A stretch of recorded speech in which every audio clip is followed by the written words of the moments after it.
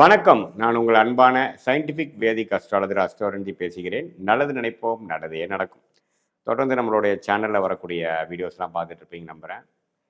அறிவியல் சார்ந்த ஜோதிட கருத்துக்களை பார்த்து கொண்டிருக்கிறோம். எந்த விதத்திலும் மிகைப்படுத்தாமல் உள்ளது உள்ளவாறு நம்மளுடைய போன ஜென்மத்தில் செய்த பாவ புண்ணியங்கள் எப்படி இந்த ஜென்மத்தில் நம்மளுடைய கோச்சார அமைப்பு மூலமாகவும் நம்மளுடைய தசாபுக்திகள் மூலமாகவும் எப்படி நடக்குதுங்கிறத பார்த்து கொண்டிருக்கிறோம்.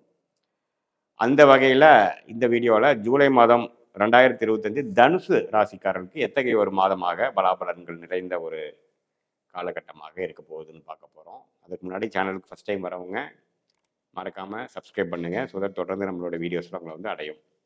இப்போ பார்த்தீங்கன்னா சயின்டிஃபிக் வேதிக் அஸ்ட்ராலஜிங்கிறது என்னென்னா, நம்ம ஒரு கிரகத்தோட ஸ்தானபலம், திக்பலம், அதோட இருக்கக்கூடிய அமைப்பு, அதை எந்த டிகிரியில் இருக்குது, சேர்க்கைனா எந்த அளவுக்கு சேர்ந்துருக்கு, எந்த அளவுக்கு விலகி இருக்குது, கோச்சார அமைப்பு எப்படி, ஆண்டு கிரகம் எப்படி இருக்குது, மாத கிரகங்கள் இப்போ பேச பேச அந்த மாதத்தில் எப்படி இருக்குது, இதெல்லாம் ஒருங்கிணைத்து பார்க்கும் பொழுது உங்களுடைய ஜாதகத்தையும் அதை சேர்த்து வச்சு பார்க்கும் பொழுது எப்படி நடக்க போகுது, எது மாதிரி விஷயங்கள் உங்கள் வாழ்க்கையில் நடக்க போகுது, எது சாதகமாக இருக்க போகுது, எது சாதகமற்றதாக இருக்க போகுது, எது எப்போ நடக்கும் அப்படிங்கிறதெல்லாம் நம்ம துல்லியமாக பார்க்கலாம். அந்த அமைப்பில் பார்த்தீங்கன்னா உங்களுடைய ராசி அதிபதியாகிய தனுசு ராசியே 7ஆம் இடத்துல போய் உங்கள் ராசியவே பார்க்குறாரு. அது ஒரு அருமையான அமைப்பு. மே மாதமே உங்களுக்கு குரு பயிற்சி நடந்து விட்டது, ராகு கேது பயிற்சியும் நடந்து விட்டது, சனி பயிற்சியும் மார்ச் கடைசியில் நடந்து விட்டது. ஸோ அந்த அமைப்பில் பார்த்தீங்கன்னா சனி 4ஆம் இடத்திலும், குரு 7ஆம் இடத்திலும், ராகு கேது 3 9ஆம் இடத்திலும் இருப்பது அருமை.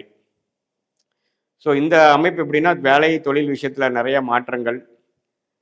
ஏன்னா சனியே 4ஆம் இடத்துக்கு 10ஆம் இடத்தை பார்க்கும் பொழுது வேலையில் இதுவரை கொஞ்சம் அப்படியே சுணக்கமாக போயிட்டு இருந்ததுலாம் கொஞ்சம் விறுவிறுப்பாக நடக்கும்.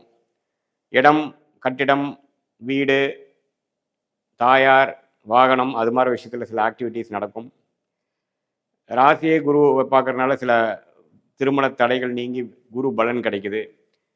நம்ம நாளாக கல்யாணம் ஆகாமல் இருக்கிறவங்களுக்கு கல்யாணம் நடக்குது, காதல் கை கூடுகிறது, புதிய பங்குதாரர்கள் உங்களோட தொழிலுக்கு கிடைக்கிறாரு, கூட்டு தொழிலில் ஜெயிக்கக்கூடிய அமைப்பு. இதுவரை எல்லாம் செலவோ ஆகிட்டு இருந்து விரயம் ஆகிட்டு இருந்த தனுசு ராசிக்காரர்களுக்கு ஒரு செலவுகள் நின்று அடுத்த இந்த கடன்கள், சில கடன்களெல்லாம் எப்படி அடைக்குதுங்கிற மாதிரி யோசிக்கக்கூடிய ஒரு மனமாற்றங்கள், ஒரு மைண்டு ஸ்டெபிளைஸ் ஆகக்கூடிய அமைப்பு. நம்ம இந்த ஒரு வருஷமாக என்ன போச்சு, என்ன தப்பு பண்ணணும், எதில் இந்த பிரச்சனையிலேருந்து எப்படி ஜெயிக்கலாம், இன்னுமே வாழ்க்கையை எப்படி மேம்படுத்தலாம், செலவுகளை குறைத்து வருமானத்தை எப்படி பெருக்கி நம்ம வாழ்க்கையில் வளமாக வரலாங்கிற மாதிரி பல ஒரு கிளாரிட்டி, மெச்சூரிட்டி கொடுக்கக்கூடிய ஒரு அருமையான குரு பார்வை தனுசு ராசிக்கு வரும் பொழுது வாழ்க்கை மேம்படக்கூடிய எல்லா வேலைகளும், ஆக்டிவிட்டியும் நம்ம செய்வோம். மூலமாக யோசிப்போம். நம்ம திங்கிங் பேட்டர்னே மாறினிருச்சுங்கிறத நீங்கள் உணர்வீங்க. போன ஒரு வருடமாக பார்த்தீங்கன்னா அலைச்சல்கள், இங்கே இருக்கிற தூக்கி அங்கே போடுறது, எதுலேயுமே ஒரு நிலையான இல்லாமல் நம்ம ட்ராவலிங்கு, பண விரயங்கள், செலவுகள், சுப செலவுகள், இதெல்லாம் போயிட்டு இருந்ததெல்லாம் கொஞ்சம் கட்டுக்குள் வரும். ஸோ அதெல்லாம் கொஞ்சம் அடங்கி இனிமேல் வாழ்க்கையில் என்ன பண்ணணும், முக்கியமான விஷயத்துக்கு மட்டும் நம்ம சில செய்யலாம், தேவையில்லாத விஷயத்தை குறைப்போம். அடுத்த கட்ட வாழ்க்கையில் ஜெயிக்கக்கூடிய அந்த வேலை மாற்றம், தொழில் மாற்றத்தை எப்படி கொண்டு வர்றது, இதெல்லாம் யோசிக்கக்கூடிய அமைப்பு கண்டிப்பாக இந்த சனி, குரு, ராகு கேது கொடுக்குறார். ஸோ இந்த விஷயத்தில் ஒரு அருமையான அமைப்பு தனுசு ராசிக்காரர்களுக்கு, அதை நம்ம மறக்கக்கூடாது. அடுத்தபடியாக பார்த்தீங்கன்னா மாத கிரகம் என்று சொல்லப்படுகிற செவ்வாய் ராஜயோகாதிபதி நன்றாக 9ஆம் இடத்திலே பாகிஸ்தானத்திலே நட்பு வீட்டில் இருக்கிறது, மாதம் முழுவதும் இருக்குது, நல்ல விஷயம். ஸோ அது 4ஆம் பார்வையாக 12ஐ பார்த்து சில இன்வெஸ்ட்மெண்ட்ஸ் ஃபார் பிஸ்னஸ்ஸு அது மாதிரி கொடுக்குறார். நல்ல ரியல் எஸ்டேட்டு, மெடிக்கல், அது மாதிரி விஷயத்தில் நல்ல முன்னேற்றங்கள், உத்வேகமாக செயல்படக்கூடிய அமைப்புகள், பல நாள்கள் வரக்கூடாத சில விஷயங்கள்லாம் இப்போ கையில் அடைஞ்சு அது மூலமாக பலன் பெறக்கூடிய அமைப்புகள், குழந்தைகள்னால அருமையான ஒரு பெனிஃபிட்ஸு, குழந்தைகள் செட்டில் ஆகிட்டாங்கிற ஒரு மனநிறைவு, அவங்களுக்கு நம்ம செய்த மெனக்கெடுதல் ஓரளவுக்கு பலன் கொடுக்கக்கூடிய அமைப்பு, பூர்வீகத்தில் ஒரு நல்ல பெனிஃபிட்ஸு, இந்த மாதிரி காம்படிட்டிவ் எக்ஸாம்ஸ் கிளியர் பண்ணி அரசு உத்தியோகத்துக்கு ட்ரை பண்ணுறவங்களுக்குலாம் நல்ல ஒரு ரிசல்ட்டு, அது மாதிரி எல்லா வயதினருக்கும் ஓரளவுக்கு பாசிட்டிவான சில சேஞ்சஸ் கொடுக்கக்கூடிய ஒரு அருமையான ஒரு மாதமாக இந்த 2025 ஜூலை மாதம் இருக்குதுங்க. அதே சமயத்தில் பார்க்கும் பொழுது இந்த மாணவர்களுக்கு பார்த்திங்கன்னா புதன் 8ல் மறைஞ்சிருக்கிறது கொஞ்சம் டீப் ரிசர்ச்சில் இருக்கிறவங்களுக்குலாம் கொஞ்சம் உதவும்.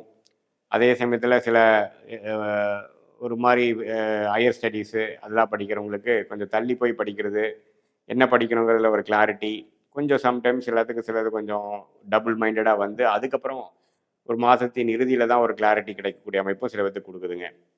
மற்றபடி சுக்கிரன் இருக்கக்கூடிய விஷயங்கள் 6லேயே அதிகமாக இருந்து அதுக்கப்புறம் மாதத்தின் நடுவில் வந்து 7க்கு வரார்.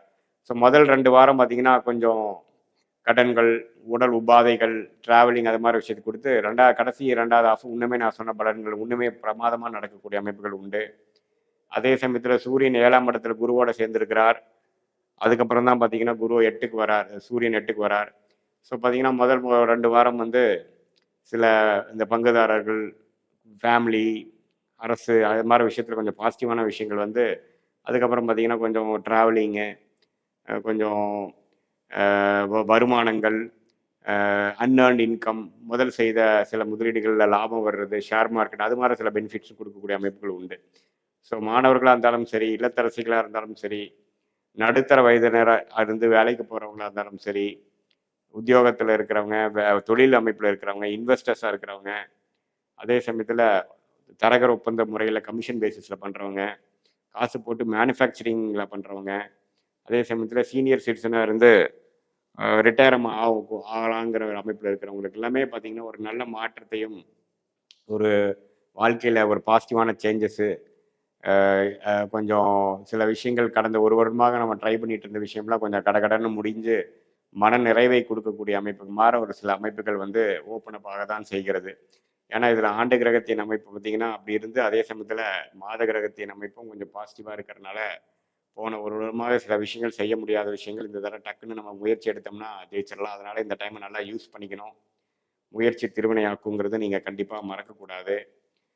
இது வந்து ஒரு பொதுவான பலன்களை தவிர உங்களுடைய ஜென்ம ஜாதகத்தில் எப்படி தசாபுக்திகள் போய் கொண்டிருக்கிறது, அதில் நீங்கள் எந்த லக்னத்தில் பிறந்தீங்க, உங்கள் லக்னாதிபதி எப்படி இருக்குது, உங்கள் லக்னத்துக்கு எந்த கிரகங்கள் வந்து இப்போ தசையாக நடக்குதோ அது உங்களுக்கு ராஜயோகத்தை கொடுக்கக்கூடியவரா, உங்கள் லக்னத்துக்கு நண்பரா, தசா புக்திகள் எப்படி போயிட்டு இருக்கு, புக்திநாதன் எப்படி இருக்கு கோச்சாரத்தில், இப்போ நம்ம பேசின சனி பயிற்சி, குரு பயிற்சி இது மாதிரி விஷயங்களை வந்து அது பாசிட்டிவாக இருக்கா, உங்கள் தசா புக்திகளும் இந்த கோச்சார அமைப்பும் 2 பேரும் மிக்ஸ் பண்ணி நம்ம பார்க்கும் பொழுது உண்மையிலே அடுத்த வரக்கூடிய ஷார்ட் டேர்ம் என்ன, லாங் டேர்ம் என்ன, நீங்கள் எந்த மாதிரி முடிவுகள் எப்போ எடுக்கணும், சில விஷயங்கள் எப்போ நடக்கும் அப்படிங்கிற உங்கள் மனதில் இருக்கக்கூடிய பல டவுட்ஸ் அண்ட் சந்தேகங்களை வந்து நம்ம வந்து இந்திய வேத ஜோதிடர் மூலமாக அந்த காலகட்டங்களை பார்த்து எந்த நேரத்தில் எது நடக்குங்கிற மாதிரி மென்டலி ப்ரிப்பேர் பண்ணி பாஸ்ட் எப்படி இருந்தது, ப்ரெசென்ட் எப்படி இருக்குது, இப்போ லாங் டேர்ம் ஃபியூச்சர் எப்படி இருக்குது, ஷார்ட் டேர்ம் ஃபியூச்சர் எப்படி இருக்குங்கிறதெல்லாம் நம்ம பார்த்துக்கலாம். இது இப்போ நம்ம பேசுனது பார்த்திங்கன்னா ஒரு பொதுவான பலன் தான். இதில் நான் இங்கே சொன்ன பலன்கள் இன்னும் கொஞ்சம் தூக்கலாக, இன்னும் கொஞ்சம் ஃபேவரபிளாக, இன்னும் கொஞ்சம் சாதகமாக பார்க்கணுன்னா உங்களுக்கு அருமையான தசாபுக்திகள் நடந்திருக்கணும். அது என்ன தசை இருக்குன்னு பார்க்கணும். அதே சமயத்தில் சொன்ன பலன்கள் கொஞ்சம் குறைமாயின் அது வந்து தசாபுக்திகள் குறைவான தசாபுக்திகளாக காரணமாக இருக்கலாம். ஸோ இதுதான் வந்து கோச்சார் அமைப்பும் தசாபுக்தி அமைப்பும் ஒருங்கிணைத்து நம்ம பார்க்கும் பொழுது இன்னுமே துல்லியமான பலன்கள் எடுத்து வாழ்க்கையில் நம்ம செய்யக்கூடிய ஆக்டிவிட்டீஸ் அண்ட் முயற்சிகள்லாம் வந்து நம்மளுடைய கர்ம பலனுக்கு நிகராக நம்ம அலைன் பண்ணிட்டு நம்ம பிராப்தம் என்னவோ அதுக்கு தகுந்த மாதிரி நம்ம செயல்பாடுகளை செய்யும் பொழுது வாழ்க்கையில் பொருள் விரயங்கள், சமய விரயங்கள் செய்யாமல் வாழ்க்கையில் மேலும் மேலும் வெற்றி பெறலாம் என்பதை நான் சொல்லிக்கிறேன். மீண்டும் மற்றொரு காணொலியில் சந்திப்போம். நன்றி, வணக்கம்.